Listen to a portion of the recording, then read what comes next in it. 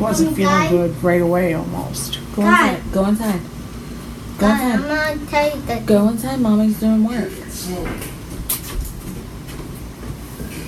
I'm sorry. And she... Was that one of those grandchildren you love? Yes. Yes, Did you spoil them that way? Yes. I spoil them every chance I get. She got sick, right after. And she, and she kept having problems, and I thought, well, what's going on? So she turned out she was borderline diabetic. So she started taking her meds, and she got better. And she started having a lot of UTIs and a lot of back pain, and I took her to the doctors, and I had to take her for blood work once a month. And one day he went to sit her up, and she screamed so that he went and he had X-rays done. And then I was actually on a transport with another resident a couple days later, and he saw me at the hospital, and he made me wait, and went and got the X-rays and showed me. So then he told me what was going on and what his plan was. So I had to go home and tell her.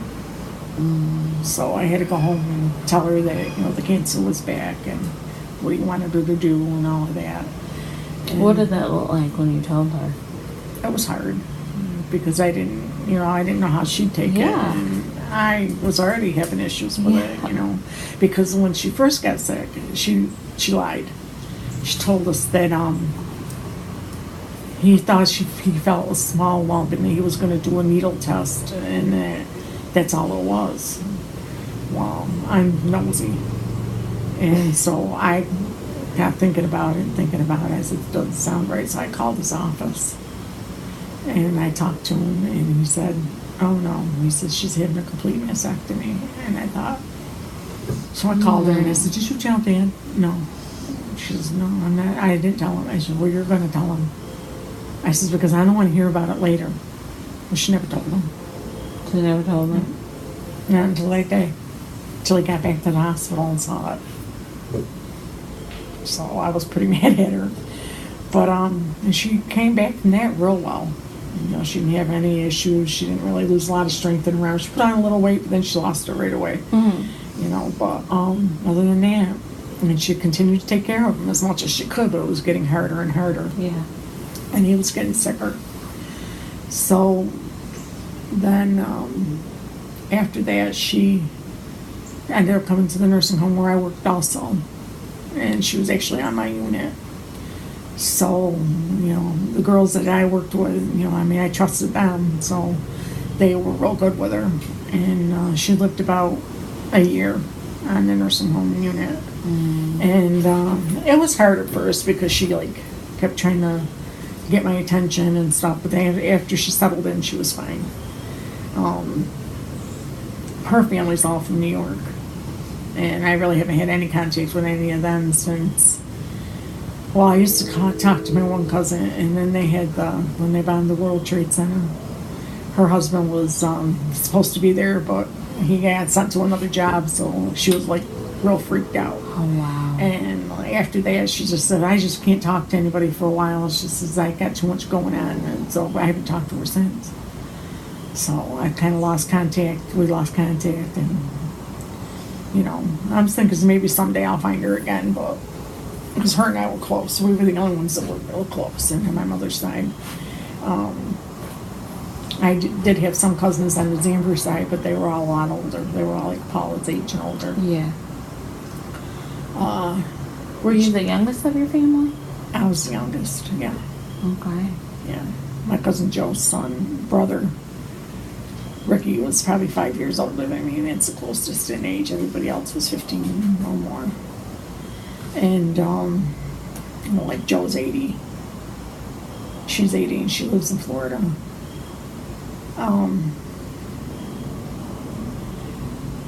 We moved, I got sick back in 2000 with my skin.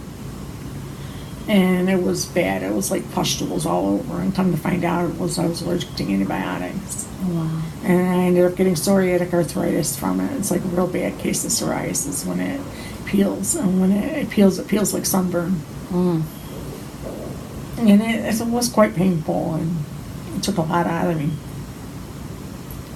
And I couldn't work. So that's how I ended up on activities. When one of the girls quit, Gina said, why don't you try? And so I did, and they hired me, and then I worked there for 15 years. And we did a lot of special things, and we worked on weddings, and her daughter's weddings, and her, special events, and Yeah. plus it's all the stuff we did at the nursing home. She still had her ceramic shop, so I would go down and clean greenware, and we would do all kinds of stuff for her, for our friend's wedding and her daughter's weddings. And then just before I was getting ready to leave, I hadn't really planned on it yet, but she got sick like the year before, and she was having a lot of problems, and she was out for like 6 months, so I had to like take over a lot of her work.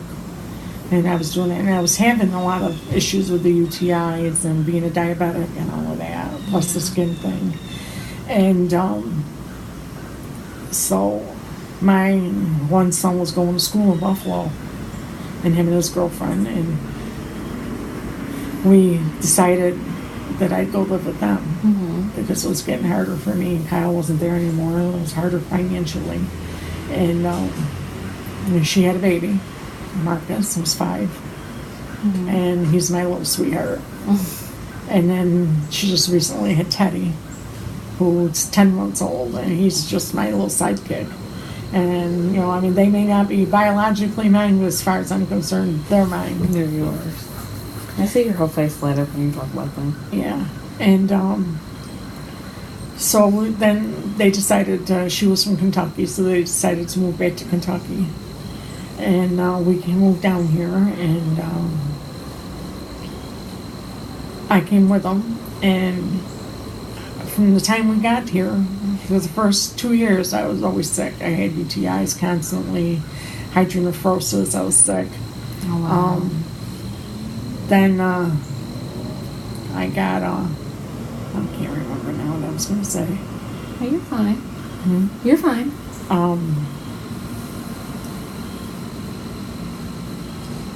What exactly is hydronephrosis? It's when your bladder it doesn't work right, and you get the stress from the urethras. And Does your bladder not empty all the way? No, Okay. it was very, very painful. They thought about actually taking my bladder out, but I didn't think with all my other issues that I would be good. But no, we moved back, and I'd say 2 days after we moved here was the first time I ended up in the hospital down here. And I was in hospital every month for a year, 2 years, until I ended up on dialysis. Towards the end, before you went on dialysis, being in the hospital every month, or how many times would you say you were hospitalized Last year, prior to dialysis? probably at least once a month. And how long would you typically stay? How long would you typically stay? Sometimes a week, 2 weeks, sometimes longer. Yeah. So before you went on dialysis, kind of what was your framework of thinking? I didn't know what was going to happen because I figured I was just going to drop dead someday because I was so sick. But once I started dialysis, I've been a lot better, and fortunately put on a lot of the weight that I lost. You But look great. I'm able to do a lot more than I used to be able to do. I just still have days where, I have a lot of depression, and I worry about things. I worry about what's going to happen if something happens at dialysis, or what's going to happen if something happens to the kids, or, but I worry about it, but I'm working through it. And I do keep in contact with some people from here. My old roommate, Jody, her and then my cousin Dave. Him and I we're third cousins, but we grew up together, and we've always been really close. And he's been real sick. So I kind of feel bad that I'm not there to help him. But I can't do it all. You're used to helping everybody, aren't you? Yeah.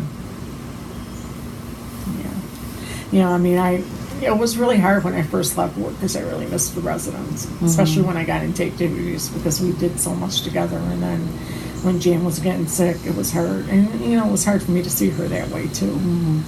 And because, I know, when my mom got sick, when my dad got sick, she basically was her and the girls I work with were basically the only ones there.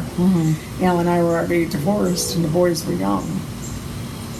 So, I mean, Jesse was 6, and I don't know how much he remembers. Kyle remembers her a little bit, but they don't remember my father at all. And we did have, I did have an aunt and uncle that I was real close with, and they got to know him pretty good. And he passed away a few years later, and then his wife, actually, she lived to be 100. She just passed away this past year. Wow. And those were Joe's parents, so she got to see them. When my mom got bad, my aunts from New York did come, her sisters and her one brother. But when my father died, they didn't come, and she always felt bad about that. She felt that it was that they should have helped her. They should have been there for her, and they weren't. We did take care of my grandmother. She didn't want to leave the city, but it got to the point where she couldn't take care of herself anymore, so everybody took a turn, and when she came down, she stayed until she passed. So she was with us about a year, and it was hard at times, but we managed to get through it. My mother, her sisters came down and wanted her to put her in a nursing home, and she sent him up to the old country doctor that we had, and he told him, go home, but, I spent a lot of time at work, probably more time than I should have. I mean, because we got so that we did dinner clubs and supper clubs and things like that, and so we would do it on our own time, and we would do a lot of the decorating on our own time. Well, it sounds like with all the loss that your work family become your family, right? Like you created that as a secondary family to the family and members that you lost. Yeah, and I always kind of felt bad that I didn't get to see Jan more. And then the year that when she passed, we were in the middle of a snowstorm, and we lived in Buffalo, and the kids were going to school doing finals, so I was trying to help with Marcus and do different things. And I finally got on the train at 4 a.m. in the morning, and I'm thinking I'll get there just in time. Wow, did the train break down? Not once, but twice. I did get to see her. I mean, I did get to see her family, but I didn't get to see her. Oh, on the way to the funeral? Right. So that was difficult. Yeah. So. Yeah, I remember. That had to be rough. And I had, Do you think she would have wanted you to see her like that? I always thought maybe in the back of my mind that's why I didn't. Why you didn't make it? Because I don't think she would have. And, everybody I had talked to said that she really didn't look good. And one of the hairdressers she's always been snot. And when I got there the next day, I went up to the nursing home. And I went to visit them, and she told me, she said, oh, I don't understand. She was a very picky old woman. And she kept saying, I don't know why they didn't put her wig on her. She looked bad. And you know what? I don't want to even hear it. Yeah. And then I went to see the kids, and I keep in contact with them.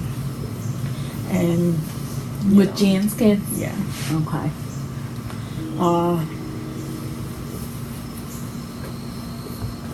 It's been hard. I mean, I'm lucky that I had Jesse and Anastasia and the girl, the kids. I said, if I didn't have those kids, I don't know what I'd do.